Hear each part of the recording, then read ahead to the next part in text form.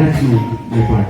My prayer is sa lahat sa atin na nananampalataya, you will abound in every good work. Alam mo yung mabunga ka sa anong ginagawa mo. May nakita ba kayong Kristiyano na excited, gusto mag-umpisa? Gusto natin umpisa ito. Mamaya natigil, mamaya nawala na. Puro umpisa.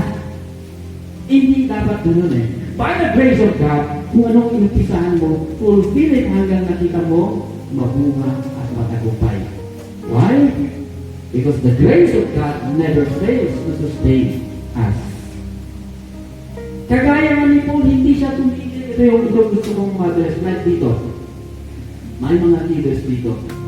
Ang mga leaders na ina-assign ko, sinasadya kong iniiwanan talaga yan.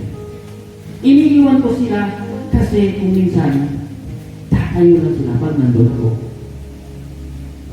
Kapag nakita na, ay, nandiyan si Pastor, alisin natin ito agad, biglang, pagdating ko na parang naging automatic lahat, biglang naging maayos yung hall, biglang naging maayos.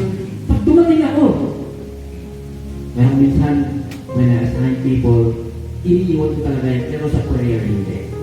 Physically, iniiwan ko yan para matutong gumalaw. Okay, eto ha. Hindi kayo bless ni Lord, hindi niya nilagay yung Holy Spirit sa inyo para manatili siya yung nakaupo ko na ginagawa.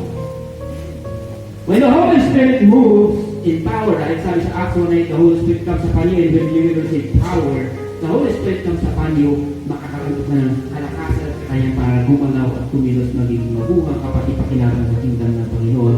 Huwag nating iasa lahat sa leader.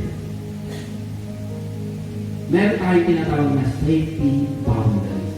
May hangganan ang leader sa kanyang responsibility sa iyo.